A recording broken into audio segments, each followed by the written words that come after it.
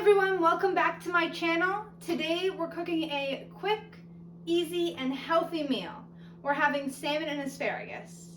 You can either cook these together or you can have them separate and do substitutions, but I think it's a really great meal and they taste really well together. So let's get started. We'll go right over to my ingredients. Alright guys, so today I'll be cooking with these 2 pieces of salmon. I really recommend getting frozen salmon and defrosting it. It's a super great deal, and to be honest, if you can ask the actual grocery stores this. If you're getting your fish from a grocery store, the kind that's fresh and not frozen actually was most likely already pre-frozen. So really there's no difference besides maybe the price and the fact that it doesn't store as well. Next, you need your bundle of asparagus. You can have 1 or 2 bundles. This is a lot of asparagus, so this is enough for 2 people, possibly extra. Depends on who's eating. So, might not need as much as you think you do. You need brown sugar. My brown sugar is super old, and that is okay. It doesn't really matter. Someone in the comments might disagree with me, but I have like a fresh brown sugar that I use for baking, but then when I just need to season stuff, sometimes I just use my old one. It's a little hard, but tastes fine. And then we got our olive oil. So for olive oil, once again, I have my legendary spritz sprayer. And then I just got the regular old olive oil bottle. It does not matter what type of olive oil you use. That is entirely up to you. Oh, and I don't have it here, but salt and pepper if you want to season your vegetable. But also kind of optional and depending on how you're feeling. So let's get started to the cooking. All right, so I just debundled my asparagus, and we're going to start with that. First, you want to take each asparagus piece and you want to cut a good chunk of the stem off from the top. You should have about that much. See how much stem I lost? Or, and this is going to get thrown out by the way, or you can take it and snap it. Now, I prefer cutting it because I feel like when you snap it, you lose too much of the stem. But that is entirely up to you. Some people say that snapping it makes it break at the perfect spot. I don't know, that's not me. I just like cutting them. So I'm gonna cut these up and then we'll come right back. Alright guys, we're almost done with our asparagus already. So the next thing you'll wanna do is prep your pan because these are all going in the oven. So what I like to do, because I'm super lazy, is I take aluminum foil and I cook them both in the same pan at the same time at the same temperature. Which is why I love asparagus and salmon together. It's awesome. So I actually take a piece of aluminum foil so I don't have to clean, and I put the asparagus on one half, and then I'll put the fish on the other half. That way no juices mix. And then once I put the asparagus on the one half, you'll see what I do. I take my hands and I mix the asparagus with some olive oil and salt and pepper. So let's do that now real quick. So here's all my asparagus heads. Whoop. Actually, I'm going to put them on the bigger half. Mine's not very even. Spread them nice and out.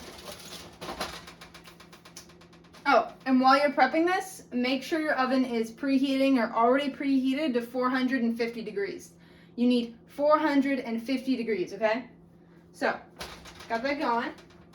Next, take my little spritzer, which I absolutely love this thing. It's the best. Okay.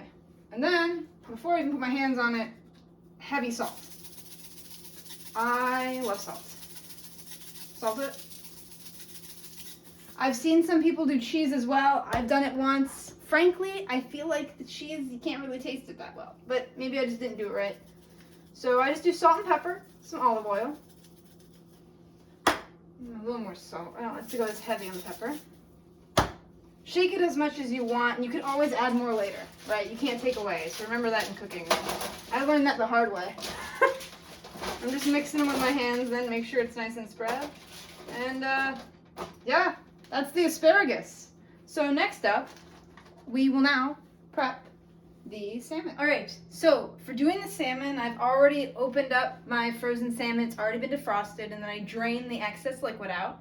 And I laid it out on the same cutting board I had the asparagus on.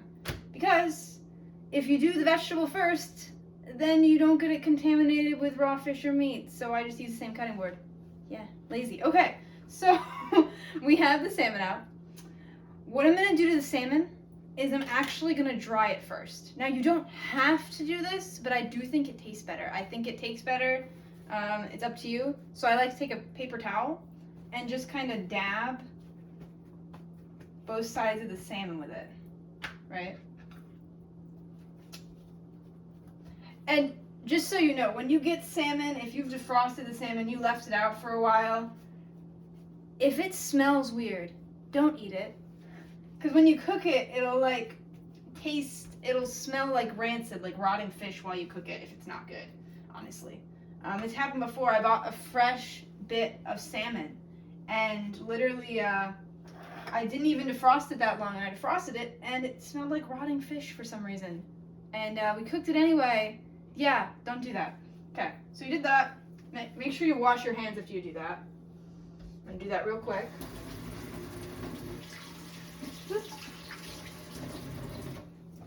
Don't want to contaminate your entire bag of sugar. But actually, next up, what you want to do is just spritz it. We're only going to season the top because once again, I don't want to take a lot of time to do this. I just want it done. I'm hungry at the end of the day. Okay, then you take brown sugar. If you have fresh, awesome for you. If you have a rock, it's still fine. So you, you take your rock of a brown sugar, and I like to just break off a nice chunk. See, this is a nice chunk. And sprinkle it. You want to go, honestly, you'd rather have more than less on this. I mean, you don't want to like coat it in brown sugar so to the point that it's like a cookie or anything. It's just, you need quite a bit. Like, this is like the main season. Hey guys, so my last portion actually got cut off because my phone storage was full. So I fixed that and I'm gonna clear up what was going on. So basically, I coated the salmon with brown sugar, and that is actually the only thing I put on it besides the olive oil. So that was the end of that. And then after I finished that, I then put it on the same pan that I put the asparagus on, except on the other half with that little aluminum separator in the middle I made. And then I put it in the oven for 15 minutes. And after it was done in 15 minutes, then I popped it out, and we can go check out how it's doing, okay? So here it is out of the oven, looking nice and juicy, if I might say. You can see my chunks of brown sugar. But basically, what you want to do too is then take a thermometer to see if the salmon is really done. It should be. I mean, if it's at 160, it's probably safe to eat and you're probably good. So check the temp of your salmon, and if it's good, it's done. So I'm gonna go plate it, and then we'll look at how nice it looks and take a fancy shot. All right, guys, so here it is plated. I think it looks great. And you know that your asparagus is done whenever it's nice and tender and flimsy. You don't want it squishy, you still want it firm, but you want it flimsy. And that 15 minutes, these cook at practically the same time. It's absolutely amazing. I love it. So with that, I have a bite of this salmon.